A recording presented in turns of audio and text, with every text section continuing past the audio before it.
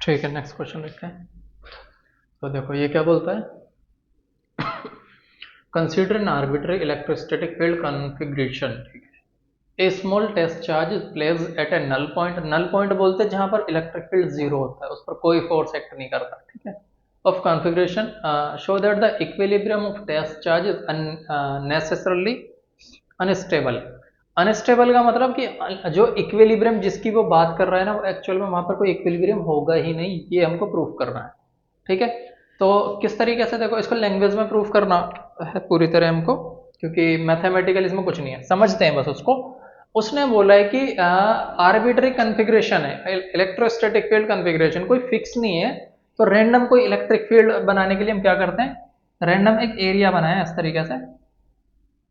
इसमें समझो यहां पर ये ऐसा पॉइंट है जहां पर जीरो है इलेक्ट्रिक फील्ड। कितना है यहाँ पर इलेक्ट्रिक फील्ड? जीरो। तो जीरो का मतलब यहां पर अगर मैं कोई चार्ज रखूंगा जिसको मैंने क्यू बोला, उस पर कोई फोर्स एक्ट नहीं कर रहा होगा। लेकिन जैसे इस चार्ज को मैं इस जगह से हटाऊंगा किसी भी डायरेक्शन में, तब इस पर फोर्स लगना शुरू हो जाएगा। और फोर्स किस तरीके से लगेगा, देखो अगर इसको मैं इस साइड हटाता हूं ना, तो ये वापस बैक साइड आने की कोशिश करेगा, यानी ऐसा का रिस्टोरिंग फोर्स बोलते हैं उसको। ठीक है, कोई चीज उसको डी शेप करते हैं, आपने 11th क्लास में पढ़ा होगा, जगह से हटाते हैं, वापस उसी जगह पर आने के लिए जो फोर्स लगता है उसको बोलते हैं रिस्टोरिंग फोर्स। तो इस पर कैसा फोर्स लगेगा, रिस्टोरिंग फोर्स, केवल तब जब ये जगह से हटेगा। जब तक यहां पर है कोई फोर्स काम नहीं कर रहा है इस पर। ठीक है, और रिस्टोरिंग फोर्स कब तक लगेगा, जब तक ये वापस अपने पोजीशन पर ना आ जाए, इक्विलिब्रियम नल पॉइंट पर ना आ जाए। ठीक है, तो अब देखो होता क्या है, होता कुछ ऐसा है, अगर इस पर फोर्स लग रहा है, मतलब ये नल पॉइंट है। ठीक है, और ये चारों तरफ क्या है, इसके इलेक्ट्रिक फील्ड है, इलेक्ट्रिक फील्ड के अंदर नल पॉइंट है ये। अगर चारों तरफ इसमें इलेक्ट्रिक फील्ड है तो इलेक्ट्रिक फ्लक्स होगा यहाँ पर, यानी फील्ड लाइंस होंगी। फील्ड लाइंस क्या होंगी, अगर ये चार्ज को इस तरफ धकेल रही है, पुश कर रही है, पुश करने का मतलब इसको इस पॉइंट पर रोका हुआ है, ये जहां से हटता है वापस यहीं पर भेज देती है, इधर हटता है वापस यहीं पर भेज देती है। तो कहने का मतलब इलेक्ट्रिक फील्ड लाइन चार्ज को इस तरफ फेंक रही होंगी। तो हम क्या करते हैं, इसके चारों तरफ इलेक्ट्रिक फील्ड लाइन हमने कंसिडर कर ली, ये इस तरीके से। ठीक है, ये हमने कंसिडर कर ली कि चारों तरफ इसका कुछ ना कुछ ऐसा है जहां से इलेक्ट्रिक फील्ड लाइन आ रही है इस नल पॉइंट की तरफ, इसके अंदर की तरफ। ठीक है, जो इस चार्ज को नल पॉइंट की तरफ पुश कर रही है, वहां रोक कर रखे हुए हैं। ठीक है, अब देखते हैं होता क्या है। इस चार्ज के चारों तरफ का एरिया देखा हमने, कोई दूसरा चार्ज नहीं है, मतलब हमें तो केवल नल पॉइंट की बात करनी है ना, चार्ज को वहां से हटा देते हैं, चार्ज नहीं है, नल पॉइंट हमें पता ही है जहां पर इलेक्ट्रिक फील्ड जीरो है। अगर यहां पर कोई चार्ज नहीं है तो अकॉर्डिंग टू गॉस लॉ क्या होगा, यहां पर फ्लक्स भी नहीं होना चाहिए। अब अगर यहां पर फ्लक्स नहीं है, मतलब इलेक्ट्रिक फील्ड लाइन नहीं है, अगर इलेक्ट्रिक फील्ड लाइन नहीं है तो यहां पर कोई फोर्स भी नहीं होना चाहिए। तो अगर फोर्स नहीं होना चाहिए तो इसे वापस यहां पर जो भेज रहा है फोर्स, जो रिस्टोरिंग फोर्स है, वो कहां से आ रहा है, तो कॉन्ट्राडिक्ट कर गई ये बात। तो यही कॉन्ट्राडिक्शन से हमको क्या पता चलता है, जो लास्ट में बोल रहा है कि equilibrium of test charge is unstable. जो टेस्ट चार्ज का जो इक्विलिब्रियम है ना, जो इसको स्टेबिलिटी बनाने के लिए जो फील्ड बना हुआ वो अनस्टेबल है, वो एक स्टेबल नहीं है, वहां रुका हुआ नहीं है, वहां पर या फील्ड है ही नहीं एक्चुअल में। ठीक है ना, बस यही प्रूफ करना था, और प्रूफ किस में करेंगे, लैंग्वेज के फॉर्म में प्रूफ करना था। ठीक है, तो जैसे जैसे मैंने बताया वैसे वैसे आप लोग को लिख देना है। ठीक है, चलो जी। आगे क्या कहता है, verify this result for simple configuration of two charges of same magnitude and sign place at a certain distance apart. इसी बात को वेरीफाई करना है। वेरीफाई करने के लिए देखो क्या करेंगे, एक simple configuration of two charge of same magnitude and same sign. ठीक है, सेम मैग्नीट्यूड के दो चार्ज लिए हमने, ये एक चार्ज हो गया, दूसरा चार्ज ये हो गया, इस पर भी प्लस क्यू चार्ज है, इस पर भी प्लस क्यू चार्ज है। इसका ठीक सेंटर पॉइंट लेते हैं, इसको हमने इस तरीके से मिलाया और सेंटर पॉइंट हो गया इसका ये। ठीक है, दोनों का, जिसको हमने बोला पॉइंट ओ। ठीक है, ओ क्या है, नल पॉइंट है, ओ क्या है, नल पॉइंट। एक चीज याद रखना हमेशा, जब भी दोनों चार्ज सेम होंगे तो उनको मिलाने वाली लाइन के जस्ट सेंटर में नल पॉइंट होगा, यानी वहां पर कोई इलेक्ट्रिक फील्ड नहीं होगा। अब अगर मैं बाहर से कोई चार्ज यहां पर रखता हूं तो उस पर कोई फोर्स नहीं लगेगा क्योंकि इलेक्ट्रिक फील्ड जीरो है। लेकिन अगर मैं जैसे उस फोर्स को इस तरफ में सरकाता हूं, यानी यहां से हटा के यहां ले आता हूं उस फोर्स को, तो ये उस पर क्या लगाएगा, फोर्स लगाएगा। कैसा, अब समझो यहाँ पॉजिटिव चार्ज ही रख दिया मैंने। ठीक है, पॉजिटिव चार्ज रखा तो ये उस पर रिपल्सिव फोर्स लगाएगा। ये भी उस पर रिपल्सिव फोर्स लगाएगा, इसका फोर्स ज्यादा होगा, इसका फोर्स कम होगा, तो यानी इसका इफेक्टिव होगा तो ये वापस इधर खींच देगा। सेम अगर उधर की बजाय इधर लाता हूं तो वापस खींच देगा। ठीक है, यही काम अगर मैं पॉजिटिव की जगह निगेटिव चार्ज रखता हूं। अगर मैंने यहां पर निगेटिव चार्ज रखा तो जैसे ही ये इस तरफ जाएगा ये इसको, हाँ निगेटिव चार्ज में नहीं होगा। क्यों नहीं होगा? देखो जैसे ही निगेटिव चार्ज में यहां रखता हूं तो ये इस पर अट्रैक्शन का फोर्स लगाएगा और ये भी इस पर अट्रैक्शन का फोर्स लगाएगा। इसका फोर्स ज्यादा होगा तो अट्रैक्ट कर लेगा अपनी तरफ को, इसका ये दूर है तो फोर्स कम होगा। तो नेगेटिव चार्ज के साथ ये नहीं होगा, ये किसके साथ होगा? पॉजिटिव है तो पॉजिटिव चार्ज रखने पड़ेंगे, और या फिर ये दोनों निगेटिव हो तो ये दोनों निगेटिव रखने पड़ेंगे, यानी सेम चार्ज। तो अगर मैं सेम चार्ज को डिस्प्लेस करता हूं तो वापस से अपनी ही पोजीशन पर फेंक देता है उसको। ठीक है, यही काम मैं अगर ऐसे ना करके ऐसे करता हूं, यानी हॉरिजॉन्टल क्या बोलते हैं, परपेंडिकुलर उठाता हूं चार्ज को। परपेंडिकुलर मतलब यहां था चार्ज, मैंने यहां सरका दिया, यहां तो क्या था, वो इक्विलिब्रियम में था। यहां पर क्या है, यहां जैसे ही आएगा एक फोर्स लगेगा इस तरफ, दूसरा फोर्स लगेगा इस तरफ।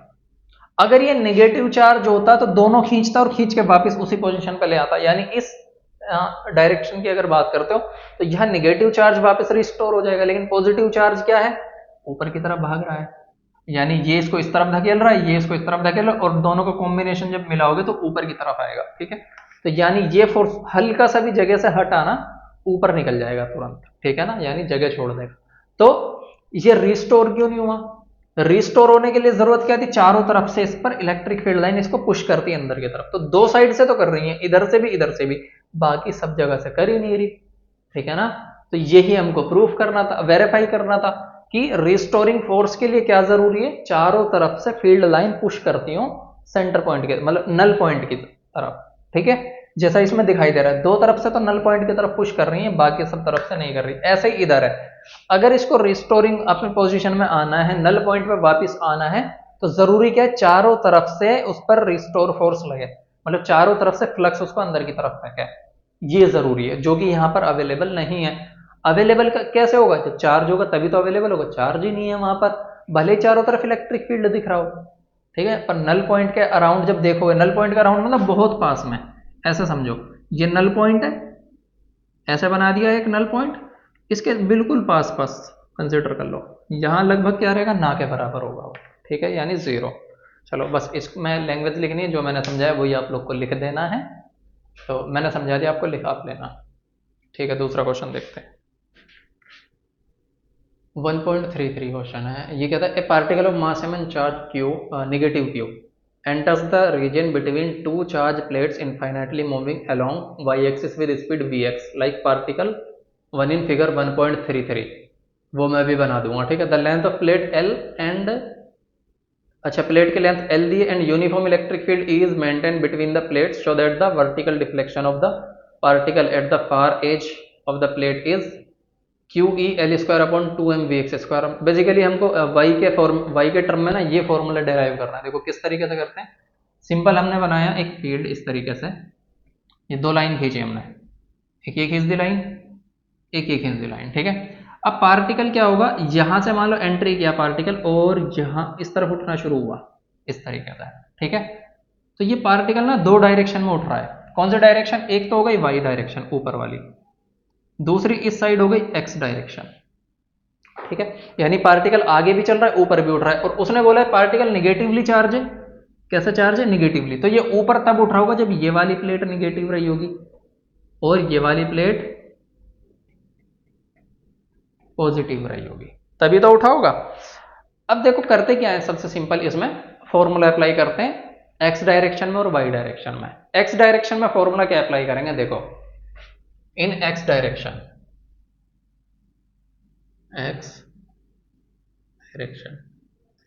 x डायरेक्शन में कोई फोर्स अलग से नहीं लग रहा। देखो यहां एक ही टाइप का फोर्स लग रहा है, इलेक्ट्रोस्टैटिक फोर्स। इलेक्ट्रोस्टैटिक फोर्स कहां पर है, वर्टिकल डायरेक्शन में। हॉरिजॉन्टल डायरेक्शन में तो कोई फोर्स नहीं है। जब हॉरिजॉन्टल डायरेक्शन में फोर्स नहीं है, यानी कह सकते हो F X is equal to zero, तो एक्सिलरेशन भी एक्स डायरेक्शन में जीरो होगा, ये बोल सकते हैं। तो एक सिंपल इक्वेशन क्या होती थी, ये speed is equal to distance upon time, यही तो लिखते थे, speed is equal to distance upon time. तो हमें बस यही लगाना है, एक्स डायरेक्शन में स्पीड इज इक्वल टू यानी वी एक्स डिस्टेंस क्या हो गई, एक्स डायरेक्शन की डिस्टेंस एक्स हो गई, टाइम हो गया टी, टाइम कितना हो गया टी। अब हमने कंसिडर कर लिया ये पार्टिकल इस लेंथ को कवर करता है, यानी यहां से यहां तक जाता है, और जो कि है हमारे पास एल, कितनी है ये लेंथ, एल है। तो एक्स की वैल्यू तो हमें सिंपल मिल जाएगी एल, यानी ये हो जाएगा एल अपॉन टी। यहां से टी की वैल्यू निकालो, जब टी की वैल्यू निकालेंगे ये बन जाएगा एल अपॉन वी एक्स, इस तरीके से। तो इसको लिख दिया हमने इक्वेशन 1, जरूरत पड़ेगी इसकी। अब सेम इक्वेशन लगाते हैं, सेम इक्वेशन नहीं, इस डायरेक्शन में इक्वेशन लगाएंगे। अब क्योंकि इस डायरेक्शन में फोर्स भी आ रहा है, क्योंकि इलेक्ट्रिक फील्ड है ना, तो इलेक्ट्रिक फील्ड है तो F is equal to Q E, ये फोर्स अप्लाई होगा। अब फोर्स अप्लाई होगा तो इसमें एक्सेलरेशन होगा, तो एक्सेलरेशन वाली इक्वेशन लगेगी। तो y डायरेक्शन में क्या होगा, सिंपल लिखना y डायरेक्शन, y डायरेक्शन में लिखेंगे हम y इज इक्वल टू, आपने ये पढ़ा होगा s is equal to U T plus half A T square, ये पढ़ा हुआ होगा, ठीक है। तो y आ जाएगा, s की जगह हमने y लिखा y डायरेक्शन में, ठीक है। तो y is equal to U Y T, यानी y डायरेक्शन का velocity plus half A Y T square, ये बना दिया हमने, ठीक है। y डायरेक्शन का एक्सेलरेशन हो गया। चलो इसको क्या लिखेंगे, y is equal to U Y तो हो गया जीरो, यू वाई कितना हो गया जीरो, क्यों, ऐसा समझो यहां से इनिशियली उठना शुरू किया इसने, तो यू वाई की वैल्यू तो हमने रख दी जीरो, ठीक है। तो क्या लिखेंगे, initially U Y is equal to zero, और बाकी and A is equal to क्या हो जाएगा। अब हमने एक फॉर्मूला पढ़ा हुआ है F is equal to M A, यही तो पढ़ा था। तो ए की वैल्यू हो जाएगी एफ अपॉन एम, तो ठीक है एफ अपॉन एम, ये वैल्यू रखो। एफ कौन सा वाला है, वर्टिकल डायरेक्शन में इलेक्ट्रिक फील्ड की वजह से लग रहा है, तो एफ की जगह क्यू ई आ जाएगा। तो फॉर्मूला फाइनली बनेगा y इज इक्वल टू, ये टर्म तो हो गई जीरो, ये बना हाफ, और ए वाई की जगह आ गया, ए वाई की जगह F upon M, F upon M, और टी की जगह आ गया L square upon V X square, क्या L square upon V X square, ठीक है। अब देखो रह क्या गया, एफ की वैल्यू और रह गई, क्यू ई रखना है, एफ की जगह क्यू ई आ जाएगा, ठीक है। तो रखेंगे वैल्यू, क्या बनेगा, y is equal to half Q E upon M, और ये हो गया L square upon V X square, और यही हमसे फॉर्मूला बनाने को उसने बोला था, ठीक है। यही तो था, क्यू ई एल स्क्वायर हो गया, क्यू ई एल स्क्वायर हो गया, two M V X square, two M V X square, ये फॉर्मूला आ गया, ठीक है। इसी फॉर्मूले का इस्तेमाल करके इसमें क्वेश्चन था, वो भी करेंगे, इसको लिख लो पहले। चलो क्वेश्चन क्या बोलता है, देखो, suppose that the particle in exercise 1.33 is an electron projected with velocity vx, हमको ये दे दिया, vx ये दिया है, और if e between the plate separated by 0.5 centimetre, यानी ये इसके सेपरेशन दिया, यानी ये वाला सेपरेशन, तो ये वैल्यू किसकी है हमको, 0.5 सेपरेशन, y की वैल्यू है ये, ठीक है। तो vx की वैल्यू पता है, y की वैल्यू पता है, और बाकी ये क्या, न्यूटन पर कूलम इलेक्ट्रिक फील्ड E पता है, बाकी चीजें भी हैं, ठीक है। सॉल्व करते हैं इसको, सिंपल रखो, y की वैल्यू कितनी है, और पूछा गया, एक मिनट देखो, where will the electron strike the upper plate, upper plate को कहां पर स्ट्राइक करेगा, L की वैल्यू पूछी, यानी कितनी डिस्टेंस पर जाकर स्ट्राइक करेगा, तो हमें बताना है L, बाकी सबको इधर भेजो। तो ये कुछ इस तरीके से बनकर आएगा, L square is equal to कितना, 2m, 2my और V X square, 2my V X square, और डिवाइड में कितना आ जाएगा ये, क्यू ई, क्यू ई, ये बन गया, ठीक है।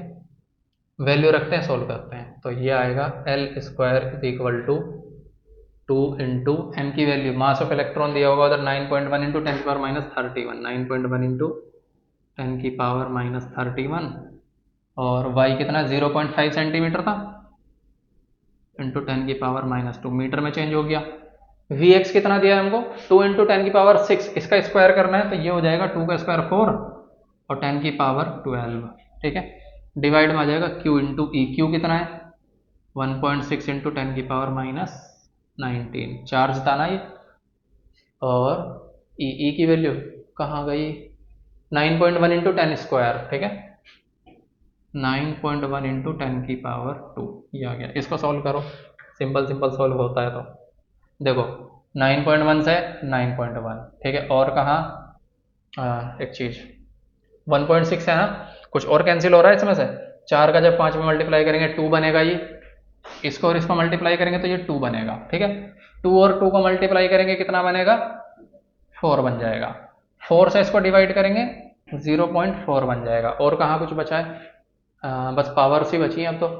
अब 0.4 का भी 4 हटाएंगे तो ऊपर 10 आ जाएगा, यानी ये बचेगा कितना, 12 और कितना, 10 की पावर -31 और +12, ठीक है, +1, ठीक है, -2, ठीक है, ये रहा, ये पावर, ये पावर, ये पावर। अभी देखो -2 ऊपर जाकर और ये +19, ये आ जाएंगी इसकी पावर, यानी कितना आएगा, L² देखो काउंट करके देखते हैं कितना आता है, 19, 20, 20 और 32 हो गया, 12 मिल गया इसमें, ठीक है, और 32 - 31 और 4 35, यानी ये हो गया -3।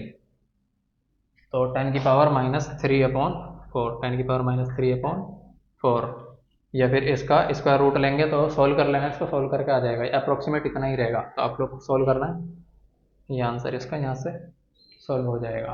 मतलब करना क्या है, फॉर्मूले में रखना, एल की वैल्यू बतानी। एल की वैल्यू बताने का मतलब कि इतनी डिस्टेंस पर ये स्ट्राइक करेगा, और एल कहाँ से काउंट हो रहा है, यहाँ से काउंट होना शुरू होगा, ठीक है, यहाँ से जहाँ भी टकरा गया मान लो वही एल की वैल्यू होगी यहाँ तक, ठीक है। चलो, तो इसमें इतने ही क्वेश्चन थे, ये चैप्टर कंप्लीट हो चुका है। बाकी फिर नेक्स्ट चैप्टर शुरू करते हैं कल, इसको अच्छे से पढ़ना आप लोग।